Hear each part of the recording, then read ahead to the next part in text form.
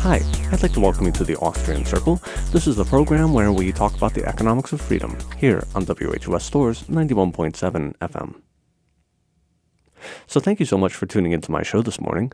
We are going to be talking about Star Wars on the show today, and I am so excited to talk to you about this topic because there are so many libertarian messages in these films that it's staggering the degree to which liberty and freedom really come across in these very popular movies. Now, I'm not going to give any spoilers away about the new movie. I actually haven't seen it yet, but we are going to revisit the first six, which I hope you have already seen, in order to give us a better idea of what's kind of going on in the Star Wars universe as it relates to liberty. So the original three movies, episode 4, 5, and 6, came out in the late 1970s, early 1980s, and they involved a story of a young boy who learns about his father's history and realizes that the Empire is intruding on his land and causing all sorts of problems around the galaxy, and so he joins with a group of rebels to fight against the imperial power. Now, this is the story of an overgrown government, a tyrannical government that is running wild and threatening to destroy entire planets if they do not obey whatever it is that the government wants, presumably taxes and laws and all of the stuff that modern states generally employ to control their population. Now, this, again, is very freedom-oriented because here we have the heroes of the story are the rebels, the people who are fighting against state power because they recognize it as invalid and unjust and a very huge problem in their society because they don't want to be killed by this faceless army of stormtroopers who don't even reveal who they are. They have no identity. They're uniformed. They're exactly the same amongst all of them. They all can't shoot their blasters for anything. And, there's this non-individuality that occurs within the Empire. And the Empire, of course, has no regard for individual person or property. It's all about the collective. It's all about what's good for the Empire and not what's good for the individual planets or people or starships that are left in their wake as they destroy any dissent that occurs. The next three Star Wars movies that came out were the prequels. They were the formation of the Empire. And the article that I'm going to read by Dan Sanchez really explains a lot more about the history and the understanding politically that we have of these movies. And so I would like to read an article now by Dan Sanchez. He's going to talk about the comparisons between the modern state and the plot of Star Wars. This article was posted on Infowars.com, and again, this is by Dan Sanchez. Star Wars: The Force Awakens hits theaters this week, continuing the cinematic saga of an interplanetary civilization's struggles with galactic war and tyranny. It will be watched by millions whose own civilization is beset by global warfare, driven by a planetary empire on the verge of descending into a militarized police state. So now would be a good time to review the lessons to be found in the first two Star Wars trilogies concerning the road to universal serfdom and how to keep off of it. The story of how the Galactic Empire arose is told in the prequels trilogy. The whole process is orchestrated from within the Galactic Republic by Palpatine, a seemingly benign politician who is secretly Darth Sidious, Grand Master of the Sith, a power-hungry order of mystic warriors wielding the dark side of the Force. The Sith are a dark reflection of the Jedi Knights who use the Force to protect life and in service to the Republic. Sidious is the Phantom Menace who, aided by his apprentice Darth Maul, covertly manipulates the galaxy's Republican government to progressively increase his own power, steadily advancing toward a total Sith coup. Just as with real-life democracies, the Galactic Republic masks the machinations of the true wielders of power with the facade of, quote, representative government, and drapes their seizures of still greater power with the sanctifying mantle of, quote, popular sovereignty. The Sith can be seen as an analogy for the deep state. Sidious's implement of choice for accumulating power is war. His modus operandi is as follows. He first manufactures an interplanetary conflict and crisis, manipulating one side as Palpatine and commanding the other side as Sidious. He then engineers enhancements of his own power over the Republic, justifying them as regrettably necessary for decisively dealing with that crisis. In Episode 1, as Darth Sidious, he commands the Trade Federation to blockade and occupy the planet of Naboo. Then, as Senator Palpatine, he convinces Naboo's elected queen Padme Amidala to call for a vote of no confidence against the Republic's chancellor after he and the Galactic Senate failed to come to the aid of her people. This paves the way for Palpatine's own election to the chancellorship.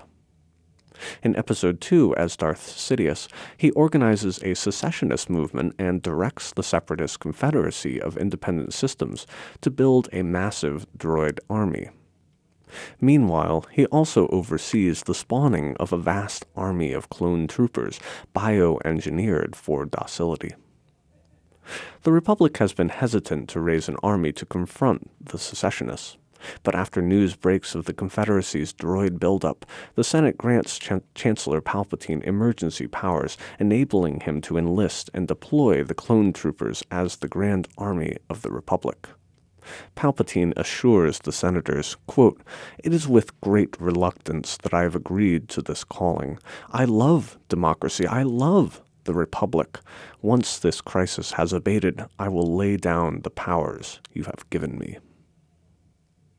In Episode 3, the fielding of the clone and droid armies has engulfed the galaxy in all-out war between the Confederacy and the Republic, with the Jedi leading the clone troopers into battle. This presents the opportunity for Sidious to issue Order 66, which activates the clones' bioprogrammed Protocol 66, under which they turn on and kill their Jedi commanders. Finally, unhampered by the Jedi, wreathed with emergency powers and backed by a perfectly obedient standing army, Palpatine declares himself Emperor with the following address to the Senate. Quote, "In order to ensure our security and continuing stability, the Republic will be reorganized into the first galactic empire for a safe and secure society." All the steps in the Dark Lord's rise to total power were enabled by the crises of war that he himself engineered. The overriding theme of the first trilogy is that the Star Wars engendered galactic tyranny. This is a perfectly realistic narrative motive because it is merely an interstellar extrapolation of Randolph Burns' insight that war is the health of the state. The emergency-propelled rise of the Sith also fits with Robert Higgs' broader insight that crisis is the health of Leviathan. Indeed, throughout history, rulers, regimes, and power cliques, just like Sidious and the Sith, have dragged their countries into wars in order to acquire, shore up, and enhance their power. This power play almost always works because war activates in indoctrinated adherents of a state what Randolph Bourne called the herd mind, a sort of statist Protocol 66. Terrorized by the menaces of war and aroused by its prizes, state citizens react like a spooked herd or a ravenous pack. They become as docile as sheep or dogs to their shepherds and masters in government, swarming to their feet and granting them sweeping emergency authority, just as the war-spooked Galactic Senate repeatedly empowered Palpatine.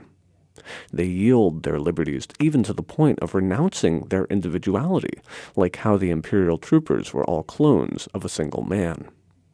Under the exigencies of war, the people, as Bourne put it, quote, "proceed to allow themselves to be regimented, coerced, deranged in all the environments of their lives, and turned into a solid manufactory of destruction toward whatever other people may have, in the appointed scheme of things, come within the range of the government's disapprobation." The citizen throws off his contempt and indifference to government, identifies himself with its purposes, revives all his military memories and symbols, and the state once more walks in august presence through the imaginations of men. As Higgs detailed, the expansions of state size and power that occur during a war or other emergency are generally scaled back after crises pass, but never all the way down to the pre-crisis level. Thus, the power of the state ratchets up with every war. This is why governments pursue war, and why war eventually leads to tyranny and ultimately to totalitarianism. Empires are so enamored with the empowering effects of war that they will often try to maximize the clash by, like Palpatine, deliberately provoking or fabricating attacks, arming future enemies, and aiding both sides in a conflict. Especially egregious in this regard has been the U.S. empire. The casus belli of the Mexican-American War, the Thornton Affair, the Spanish-American War, the USS Maine, the Civil War, Fort Sumter, World War I, the Lusitania and Zimmerman Telegram, World War II, Pearl Harbor, and the Vietnam War, Gulf of Tonkin, all involved engineered conflicts, deliberate provocation and baiting, deception, or outright fabrication on the part of the U.S. The U.S. armed the Soviets against the Nazis in the Second World War, then armed international jihadis against the Soviets in the Cold War, and is now devastating the greater Middle East under the pretext of fighting international jihadis in the terror war. The U.S. sold weapons of mass destruction to Saddam Hussein's Iraq for use in invading Iran, while secretly selling arms to Iran at the same time. To provoke a crisis which led to the first war on Iraq, the U.S. greenlit Saddam's invasion of Kuwait over an oil rights dispute, just as Sidious greenlit the Trade Federation's invasion of Naboo over a trade taxation dispute.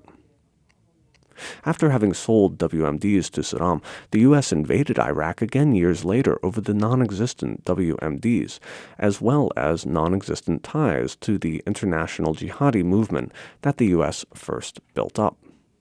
And now the U.S. is arming the new Iraq government to fight the jihadis of ISIS, while also arming the jihadis fighting alongside ISIS in Syria. And Washington has used every single war and crisis it has concocted to expand its global empire and justify the accumulation of greater power over its domestic subjects. Are you getting the picture yet? We are ruled by a power clique just as diabolical and ruthless as the Sith. What especially accelerated Palpatine's accumulation of autocratic power was general frustration over the fractious Galactic Senate's inability to come to decisive agreement over how to deal with the Sith-generated crises. This was most fully expressed in an intimate interlude between Padme Amidala and the young Jedi apprentice Anakin Skywalker, who later becomes the evil Darth Vader, following a romantic romp through the countryside. Anakin, I don't think the system works. Well, how would you have it work? We need a system where the politicians sit down and discuss the problems, agree what's in the best interests of people, and then do it. That is exactly what we do. The trouble is that people don't always agree. In fact, they hardly ever do. Then they should be made to. By whom? Who is going to make them? Someone wise? That sounds an awful lot like a dictatorship to me. Well, it works. Padme then decides that Anakin is teasing her, and sitting in a meadow with the future Führer, laughs it off. You're so bad, she playfully chides him as if to say, "Oh, Adolf." As F.A. Hayek explained in The Road to Serfdom, such an impulse towards dictatorship among those impatient with the impotence of democracy, as he puts it, occurs frequently. He argued that it is a function of citizens giving their republics too expansive a mandate for addressing the ills of society through central planning. As Hayek put it, quote, agreement that planning is necessary, together with the inability of democratic assemblies to produce a plan, will evoke stronger and stronger demands that the government or some single individual should be given powers to act on their own responsibility. The belief is becoming more and more widespread that if things are to get done, the responsible authorities must be freed from the fetters of democratic procedure. For example, Hayek argued that Weimar Germany's embrace of planning paved the way for the rise of Adolf Hitler. Quote, in Germany, even before Hitler came into power, the movement had already progressed much further. It is important to remember that for some time before 1933, Germany had reached a stage in which it had, in effect, had to be governed dictatorially. Nobody could then doubt that for the time being democracy had broken down. Hitler did not have to destroy democracy. He merely took advantage of the decay of democracy and, at the critical moment, obtained the support of many to whom, though they detested Hitler, he yet seemed the only man strong enough to get things done. When dictators come to power, it is generally because many in the public are clamoring for it, yearning for an Alexander who will cut the Gordian knot of parliamentary discord, and who will use unchecked power to finally deliver all the good things they believe can only flow from the state. As Padme remarked upon Palpatine's declaration of the Empire, so this is how liberty dies, with thunderous applause. All this is very disquieting when we reflect on our present political state of affairs. We ourselves are mired in war, crisis, and insecurity. Great swaths of the country are demanding more planning, whether escalation of the war on ISIS or a larger welfare state at home, and expressing frustration over the Republic's inability to decisively deliver on those demands. Moreover, every one of the leading presidential candidates is a potential strongman. Trump preens as a tough guy, and his ardent followers want him to make America great again with a strong authoritarian hand. Trump, echoing Palpatine's promise of a safe and secure society, foretells that, quote, security is going to rule, and so we're going to have to do certain things that were frankly unthinkable a year ago. Then there is Marco Rubio, a loyal apprentice of the neocon Sith who parrots his masters in everything from his phraseology, the new American century, clash of civilizations, etc., to his dedication to an ever-expanding empire and ever-proliferating wars. And Ted Cruz would have loved to command his own Death Star, judging from his expressed enthusiasm for civilian casualties and dropping nukes. On the Democratic side, there is the Machiavellian Hillary Clinton, who is almost as imperialistic and warlike as Rubio. Clinton is also eager to disarm the American public, which would place us in completely prostate serfdom under the government stormtroopers in the military and militarized police departments. Then there is the avowed advocate of all-around economic planning, Bernie Sanders. In America, we have the blessed freedom to select our flavor of dictator. We can choose where we want the coming totalitarianism to begin before spreading everywhere else. Total war, a total police state, or total economic planning. I love democracy. I love the Republic. The Jedi suspect that Anakin is the prophesized chosen one who will restore balance to the Force. Yet his turn to the dark side is also anticipated. When Anakin is brought before Yoda as a child, the Jedi Master senses much fear in the boy, specifically fear of losing his mother. What has that got to do with anything? Anakin objects. Everything, Yoda answers. Fear is the path to the dark side. Fear leads to anger. Anger leads to hate. Hate leads to suffering. This echoes the 12th century Muslim philosopher Ibn Rushd, who wrote, quote, ignorance leads to fear, fear leads to hate, and hate leads to violence. This is the equation.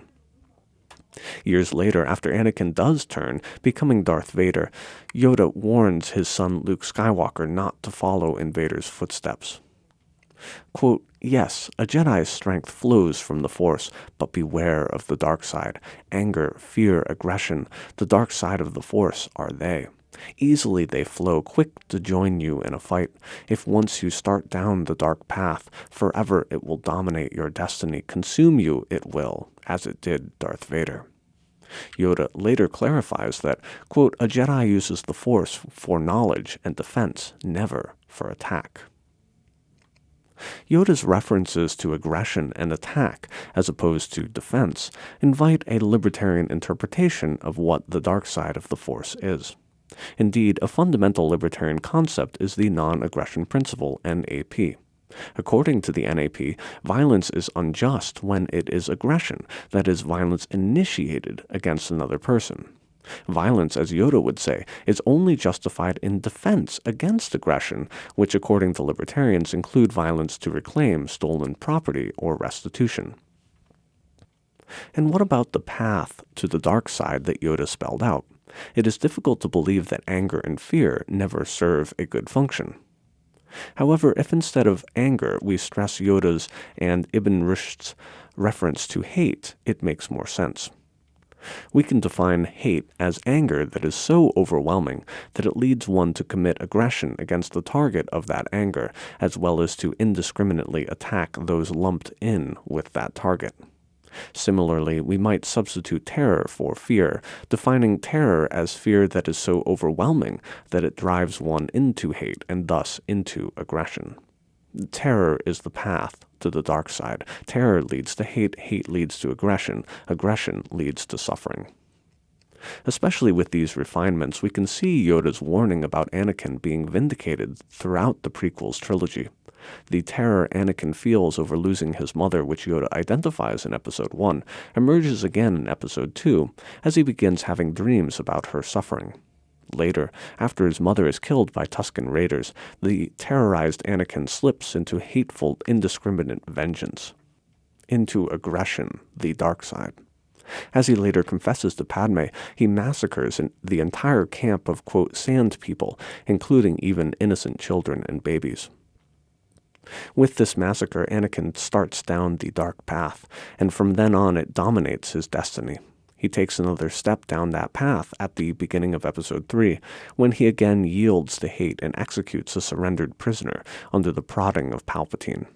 He also begins having premonitions of his beloved Padme suffering, and so terror of losing his mother is replaced by terror of losing his wife.